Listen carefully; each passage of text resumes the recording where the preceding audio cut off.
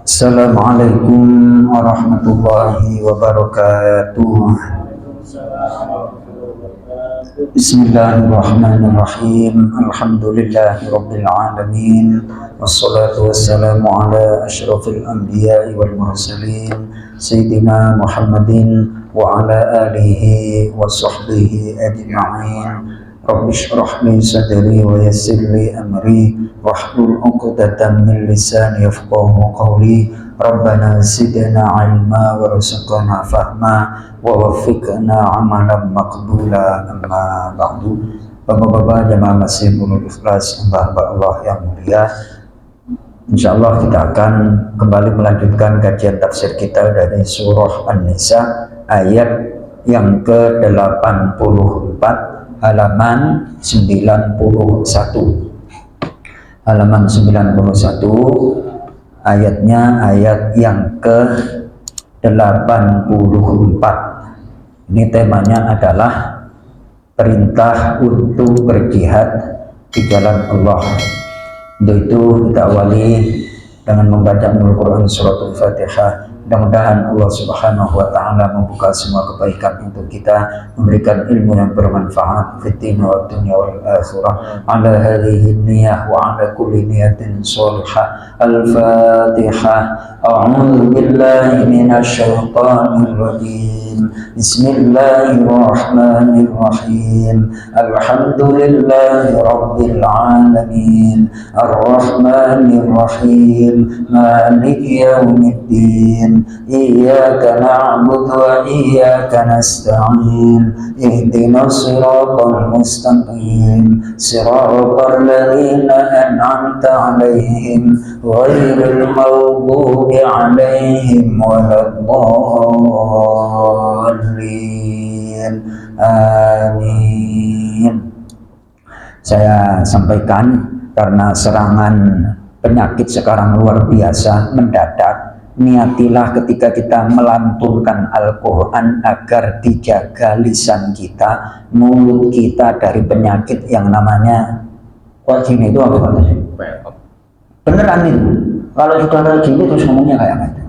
Diniatkan ketika kita membaca Al-Quran agar kita dijaga, dijauhkan dari penyakit seperti itu. Membunyikan Al-Quran. Baik. A'udzu billahi minasy syaithanir rajim.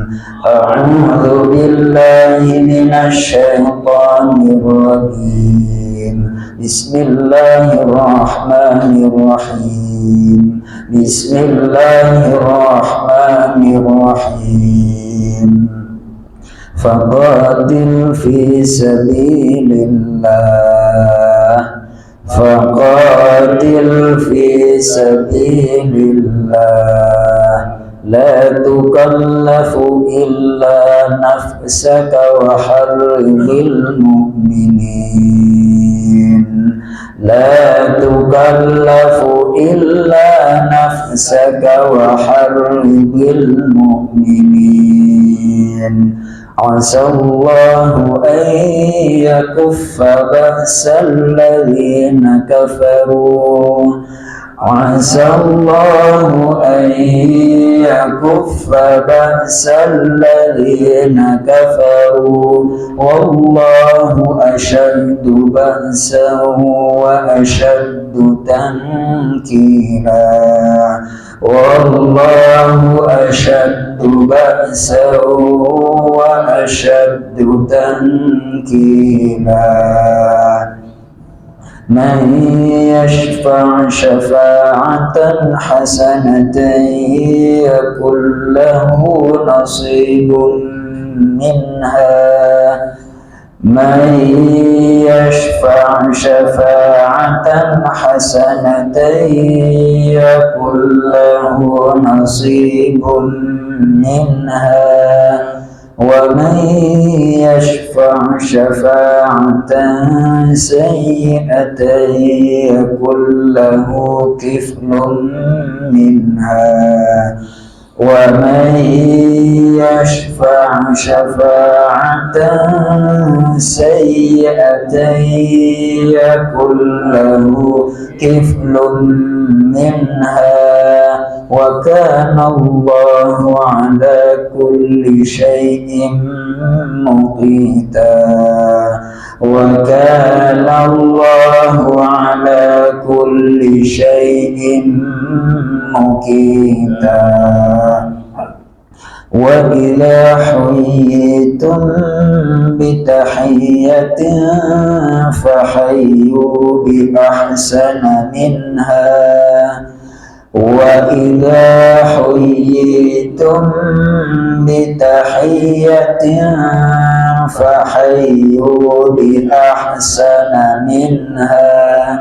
Mau diterusin gak kuat Pak Tosim ya kan, masalahnya hanya itu harus 4 ketuk itu ya, nyadar dirilah. Ulang, fahayyu bi ahsana minha aw rudduha fahayyu bi ahsana minha aw rudduha innallaha kana ala kulli syai'in hasiba innallaha kana ala kulli syai'in hasiba. Shadaqallahul azim. Allahumma rahamna bil Quran. Ayo Ustaz, udah lama nggak penampilan.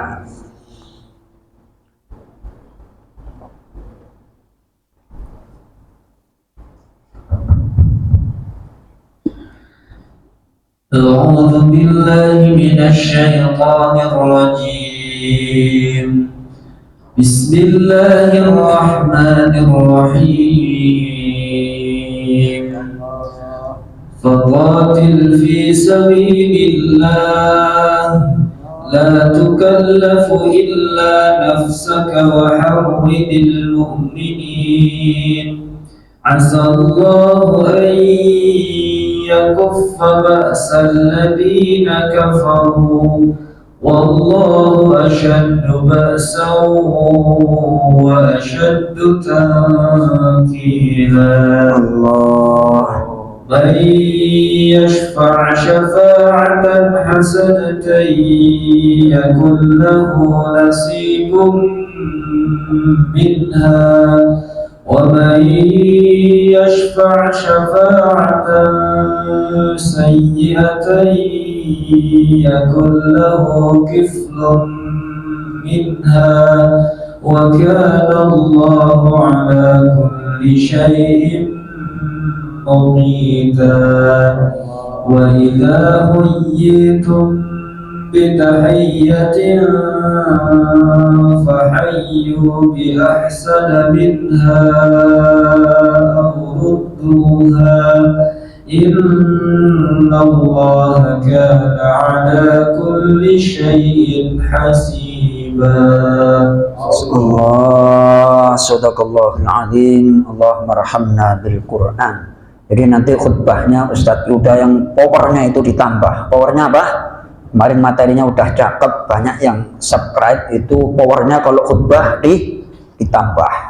Jadi karena Rasulullah Shallallahu Alaihi Wasallam idza khotobah ihmar wajhuhu ka'annahu yuharridul jais. Adalah Rasulullah Shallallahu Alaihi Wasallam ketika berkhutbah itu wajahnya merah, seolah-olah beliau itu mengobarkan pasukan perang, ya kan? Tadi itu saya khutbah ada bentaknya juga, bentak saya tadi. Ya persis al-annya kayak gini nih. Kalau di sini kan paling ribut, berisik. Ini lari. Nah kemudian takmir masjidnya nggak ada yang jagain di atas, langsung bentak. Anak-anak yang di atas, jangan lari-lari. Wah itu. Lagi khutbah negur orang kan kayak gitu ya, satu-satunya ya saya kan kayak gitu. Boleh badan kecil nyali bentak kayak itu, langsung kicep-cep kayak gitu. Jangan dibiasakan di masjid, apalagi waktu sholat Jumat malah dijadikan ajang untuk main-main. Sampaikan seperti itu. Yang takmir masjidnya kan senang, sayanya yang dimanyunin ya kan. Ya kalau tegas senang, bagus Ustaz, bagus, Anda enak, bagus, saya itu dimanyunin sama, benar apa enggak Mas Soto? Ayo Ustaz Joko aja kan kayak gitu. Kan kayak gitu. Bener nggak Pak Tosin? Seneng takmir masjidnya kalau yang seperti sayanya yang manyun. Yang tadinya akrab terus ditegur, suasana pergaulannya seperti apa. Saya aslinya negor itu sudah ibaratnya terakhir lah, opsi terakhir. Sebenarnya saya nggak mau opsi seperti itu. Opsinya yang enak-enak, tegur sapa. Tapi kadang-kadang ada yang berkele. Oh, yang atau sing ya. Makanya Ustadz Huda harus powernya besok, khutbahnya di tegas. Alhamdulillah. Ayo Pak Tosin, faqatil fi sabilillah. Bismillahirrahmanirrahim. Faqatil fi sabilillah, maka berperanglah Nabi Muhammad SAW fi sabilillahi, di jalan Allah. La tukallafu, tidak engkau dibebani, illa, kecuali nafsaka, dirimu sendiri, waharridi, dan gerakanlah, perintahkanlah untuk berjihad al-mu'minin, orang-orang mukmin. Jadi di situ itu ayat sebelumnya menjelaskan tentang sikap-sikap orang munafik yang ingin melemahkan agama Islam. Lalu bagaimana? Tetap diperintahkan untuk berjihad. Engkau tidak diwajibkan dibebani kecuali dirimu sendiri. Adapun orang lain mau ngikut, syukur alhamdulillah, enggak apa-apa. Nanti Allah yang akan memberikan pertolongan. Misalnya nih ngaji, seandainya saya senggol sama Pak Tosin, ngaji aja saya, ya kan? Ngaji aja. Ini karena ngaji itu hukumnya wajib. Ngaji itu belajar hukumnya wajib. Saya misalnya ada sama Mas Toto malam besok jadwal ngaji, saya tetap ngaji aja, senggol saya, ya kan? La tukallafu nafsaka illa nafsak. Tidaklah engkau dibebani kecuali dirimu sendiri, ya. Nah, ini sebenarnya kalau sudah terbiasa mendapatkan dibebani kewajiban, ini seandainya saya nggak ngaji, saya baca surah ini An-Nur, nanti terus kemudian Al-Furqan habis Isya, ya kan? Apa nggak capek Pak Tosin? Ya, An-Nur ngutang, Al-Furqan nanti habis Isya, saya ngaji lagi, belum lagi saya harus berbagi waktu dengan keluarga, anak istri, segala macam. Ntar jam 10:30 tinggal kayak gini, ya kan? Terus dibebani suruh baca An-Nur dan Al-Furqan, karena seminggu harus khatam kayak gitu, ya.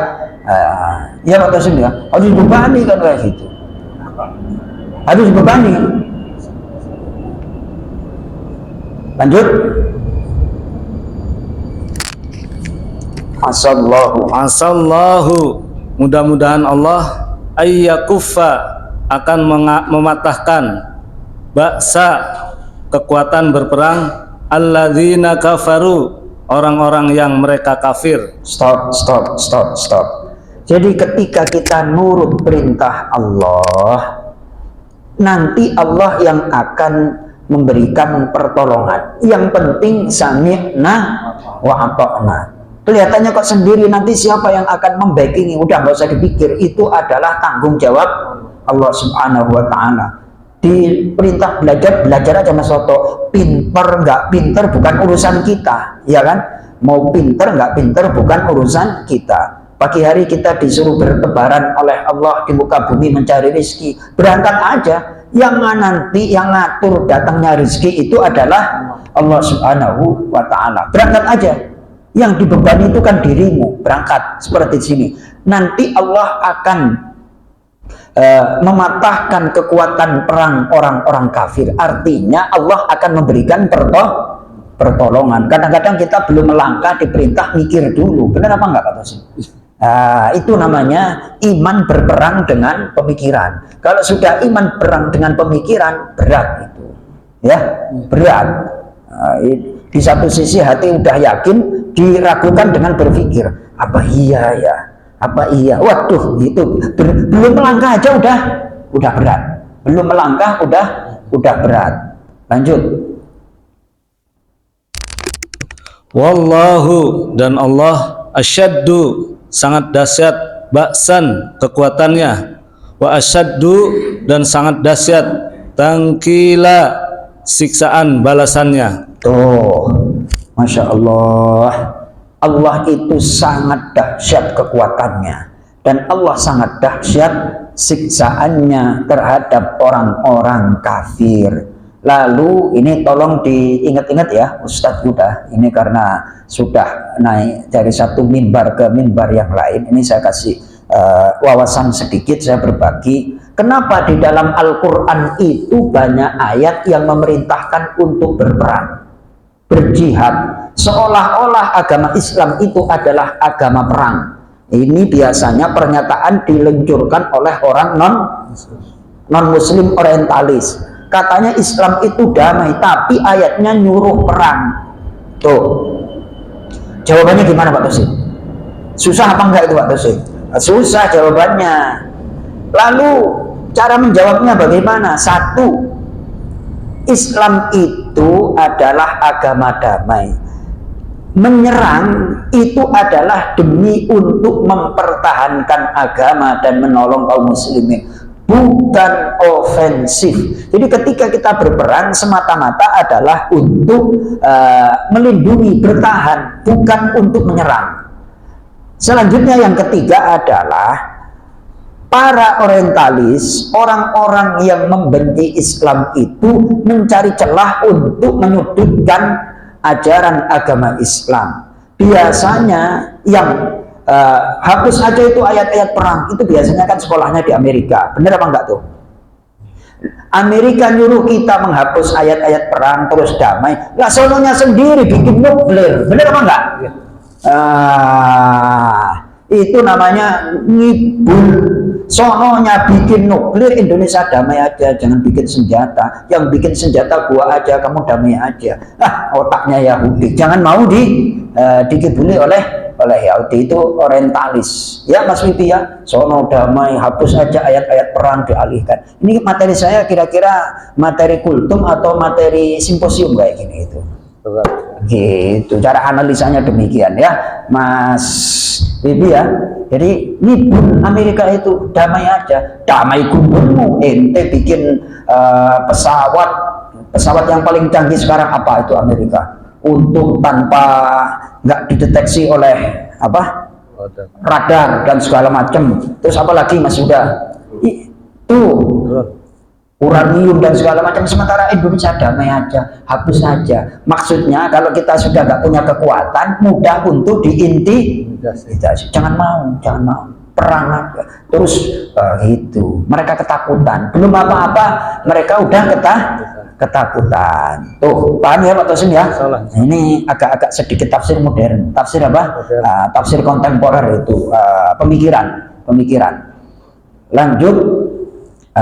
Nah, nih.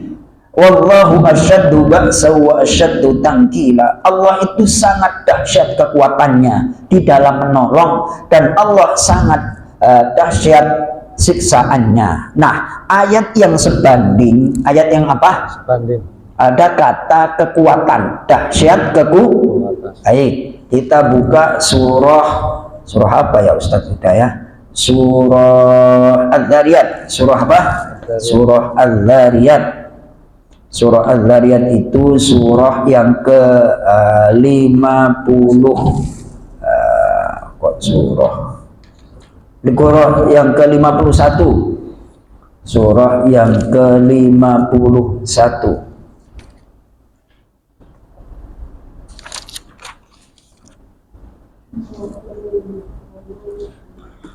Baik, apa namanya?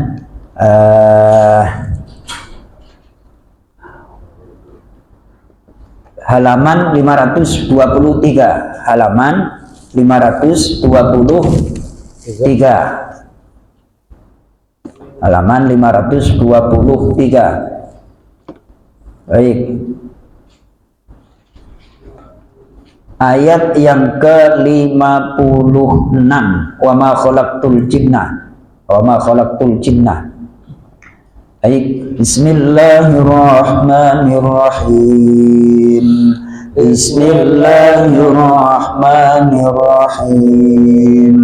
وما خلقت الجن والإنس إلا ليعبدون وما خلقت الجن والإنس إلا ليعبدون ما أريد منهم من رزق وما أريد أن يطعمون ما أريد منهم من رزق وما أريد أن يطعمون إن الله هو الرزاق ذو القوة المتين إن الله هو الرزاق ذو القوة المتين. Ulangi, Ustaz sudah.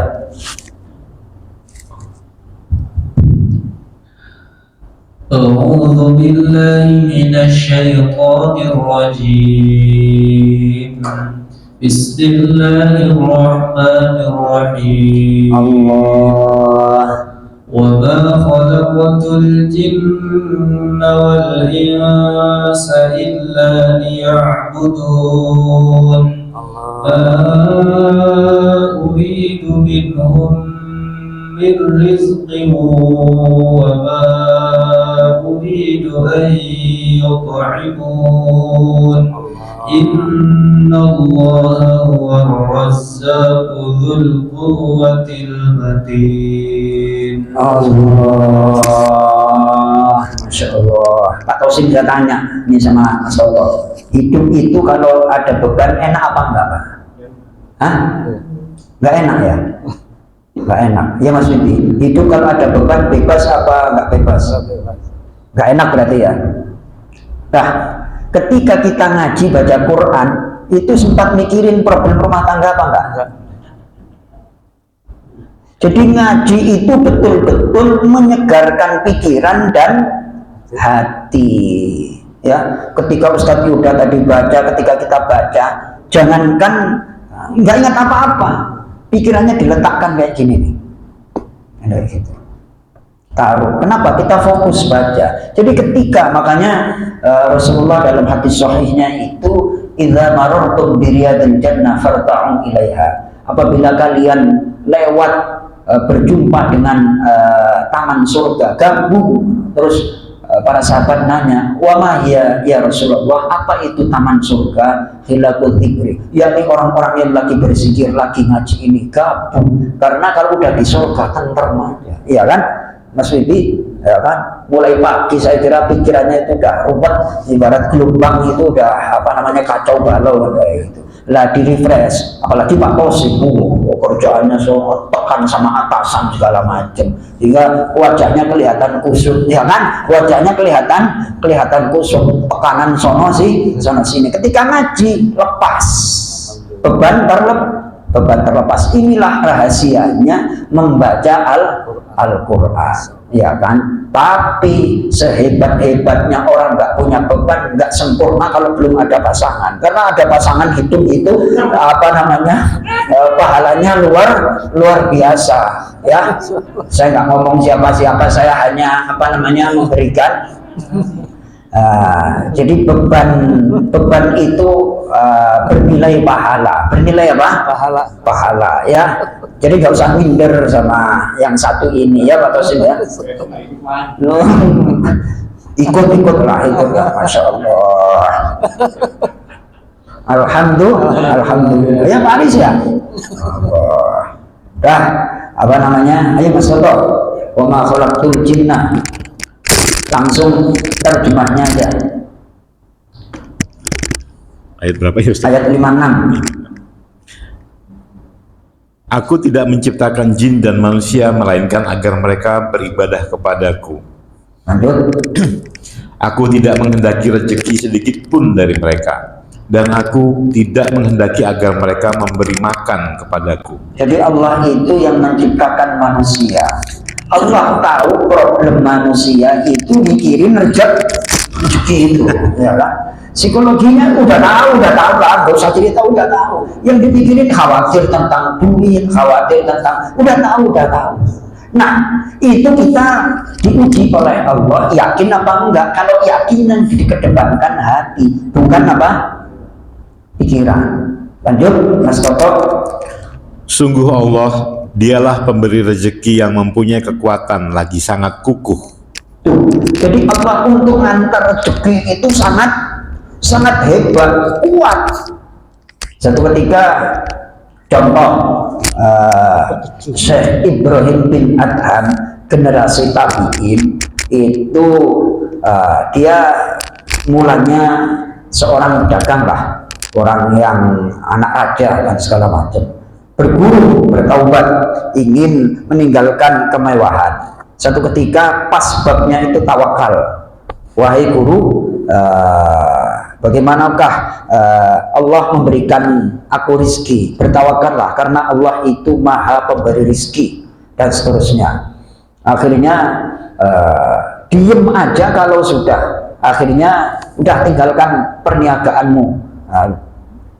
Diuji oleh gurunya. Terus tiba-tiba ada di perjalanan ada gagak yang patah sayapnya. Gagak yang apa?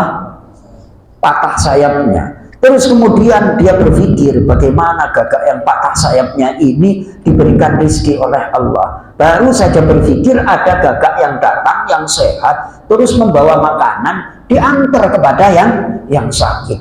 Lalu si Syekh Ibrahim bin Adham itu berpikir, benar-benar aku sekarang yakin bahwa yang menjamin rezeki itu adalah Allah.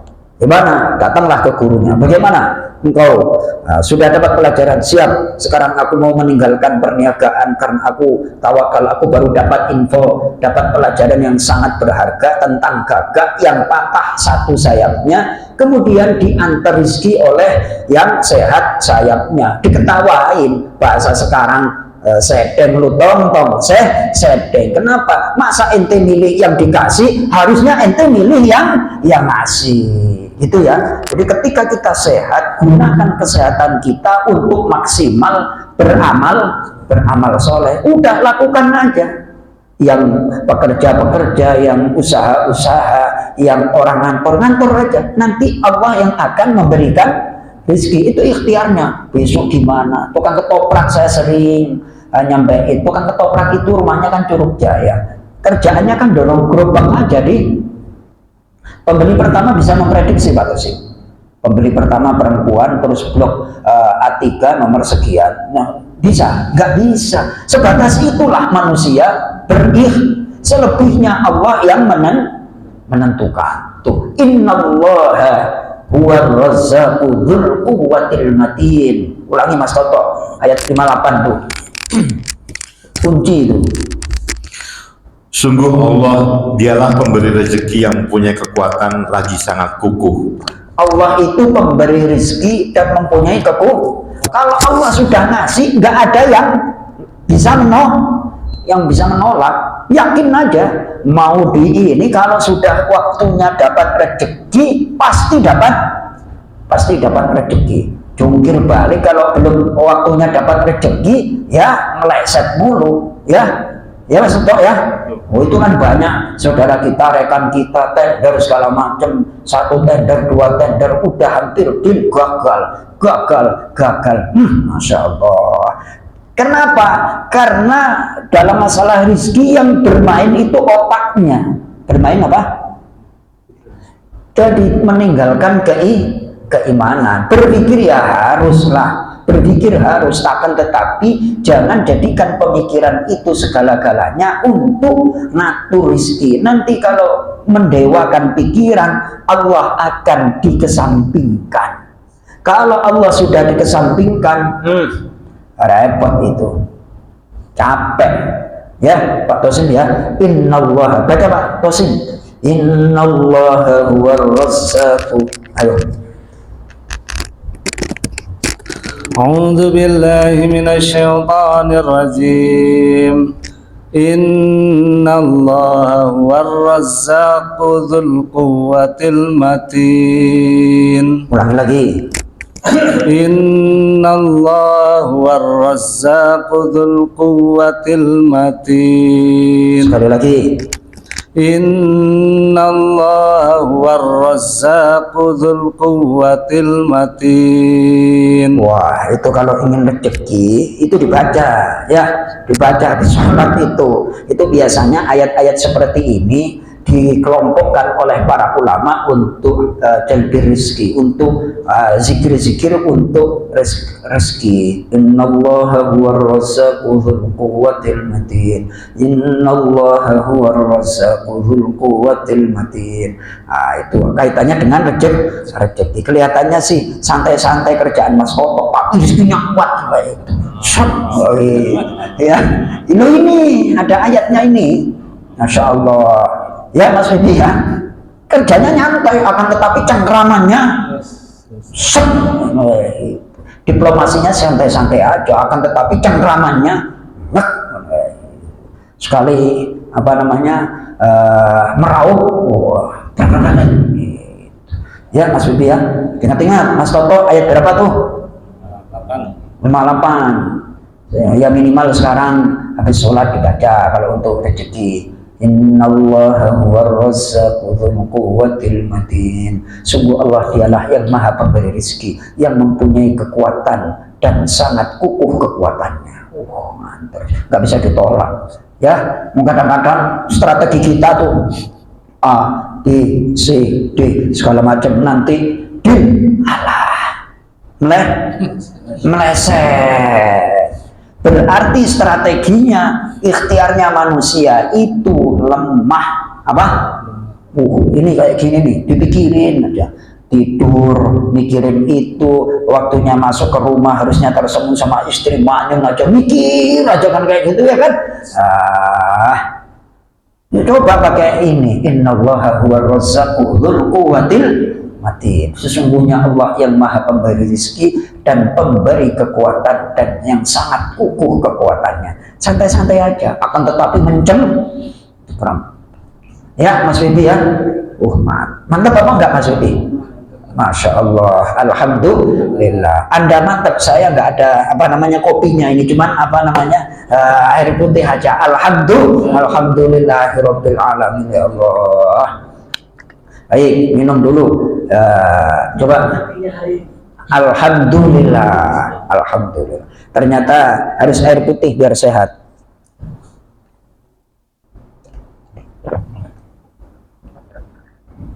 Kalau di ayat surah An-Nisa tadi, Allah sangat dahsyat kekuatannya untuk menyiksa kaum kafir. Kalau masalah rezeki, Allah juga punya kekuatan untuk mengantarkan rezeki. Ya Pak Tosim ya. Ini dibaca. Kerjanya santai akan tetapi mencengkram itu bahasa saya. Nggak bisa lepas Ustadz Yuda, ya kan? Ini Ustadz Yuda yang dibidik yang mana nih sebenarnya, ya kan? Kok yang jelas saja kan kayak gitu. Lawong yang dibidik nggak jelas, yang jelas. Habis itu baca ini, Innallaha huwar razzaqu dzul quwwatil matin. Jangan kayak gitu, jangan lepas lagi ya Allah. Gitu.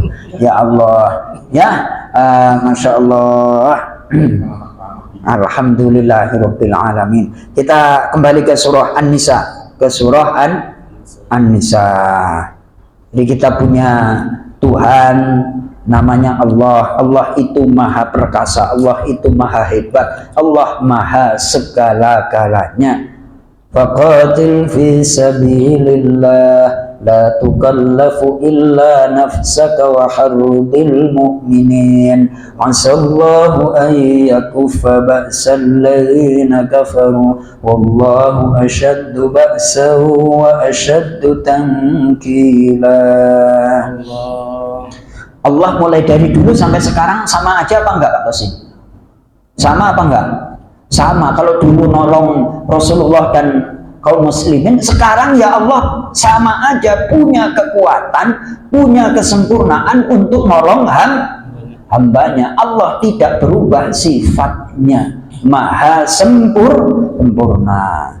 Ini kelihatannya Ustadz udah mulai nengok-nengok saya agak nggak enak ini. Ya mudah-mudahan jangan nanya kayak gitu. Udah, ada yang ingin disampaikan? Silahkan. Bismillahirrahmanirrahim. Assalamualaikum warahmatullahi wabarakatuh. Waalaikumsalam warahmatullahi wabarakatuh. Tadi Ustaz sempat bertanya, kenapa Allah banyak menyebutkan perintah berperang dalam Al-Quran, dan saya dengar tadi belum terjawab masalah itu. Saya membaca salah satu hadis yang diriwayatkan oleh Imam At-Tirmidzi tentang bahwa sholat itu adalah tiangnya agama. Yang dalam hadis tersebut kalau diartikan adalah pokok perkara itu adalah Islam, kemudian tiangnya adalah sholat, kemudian puncak perkaranya itu adalah jihad. Nah, yang perlu kita garis bawahi bahwa jihad di sini itu tidak mesti berperang, karena pada dasarnya jihad melawan hawa nafsu itu juga termasuk jihad. Nah, ketika kita bisa melaksanakan sholat, berarti bisa dikatakan itu juga sebagai jihad yang paling utama tadi. Ketika kita bisa mampu melaksanakan sholat, otomatis kita mampu mengalahkan hawa nafsu. Kurang lebih apakah demikian Ustaz? Terima kasih. Pertanyaan bagus. Dalam hadis riwayat Imam At-Tirmidzi, wa amuduhu as-shalah wa dzarwatu sanamihi al-jihad. Islam itu tiangnya adalah sholat, kemudian wa dzarwatus sanami, puncak kehebatan Islam itu kalau sapi itu biasanya yang paling tinggi bagian apa? Punuk. Wa dzarwatus sanamihi al-jihad. Jadi berjihad itu adalah yang paling puncak. Jadi setelah sholat, jangan berharap kita berjihad kalau nggak bisa sholat. Jadi orang kalau sudah Islamnya baik, sholatnya baik, nanti Allah beri kesempatan untuk berjihad. Namun kalau Islamnya belum baik, Allah nggak bakalan berikan kesempatan untuk berjihad. Baik, silahkan dibuka surah An-Nisa berkenaan dengan pertanyaan dari Ustadz Yuda tadi, surah halaman 68, halaman 68 ayat 142, halaman 68 ayat 142. Silakan dibaca Ustadz Yuda. Am hasibatum. A'udzu billahi minasy syaithanir rajim. Am hasibtum an tadkhulul jannata wa lamma ya'lamillahu alladhina jahadu minkum wa ya'lamas sabirin. Allah. Artinya, apakah kamu mengira bahwa kamu akan masuk surga, padahal belum nyata bagi Allah orang-orang yang berjihad di antara kamu, dan belum nyata orang-orang yang sabar. Baik, di situ ini tim tafsir Departemen Agama mendefinisikan, menjelaskan jihad itu pada catatan kaki 147. Dibaca Ustaz Yuda. Jihad dapat berarti satu, berperang untuk menegakkan Islam dan melindungi orang Islam. Yang kedua, memerangi hawa nafsu. Yang ketiga, mendermakan harta benda untuk kebaikan Islam dan umat Islam. Yang keempat, memberantas kejahatan dan menegakkan kebenaran. Nah, itu jadi diingat-ingat Ustadz Yuda, apa yang Ustadz Yuda tadi pahami dan sampaikan itu termasuk di jihad. Namun grade yang paling utama itu adalah membela agama Islam, dan membela agama Islam itu harus dimulai dari diri sendiri. Kita kan punya musuhnya Pak Qasim siapa? Hawa nafsu itu di luar diri apa di dalam diri? Di dalam diri dan seterusnya. Ini jangan lupa surah Ali Imran ayat berapa tadi? 1442, terus catatan kakinya itu. Demikian ya Ustaz Huda ya. Alhamdulillahirabbil alamin. Cukup kita tutup dengan doa kafarat majlis. Subhanakallahumma wa bihamdika asyhadu an la ilaha illa anta astaghfiruka wa atubu ilaik. Mudah-mudahan bermanfaat. Banyak kekurangan, kesalahan, mohon maaf. Assalamualaikum warahmatullahi wabarakatuh. Waalaikumsalam.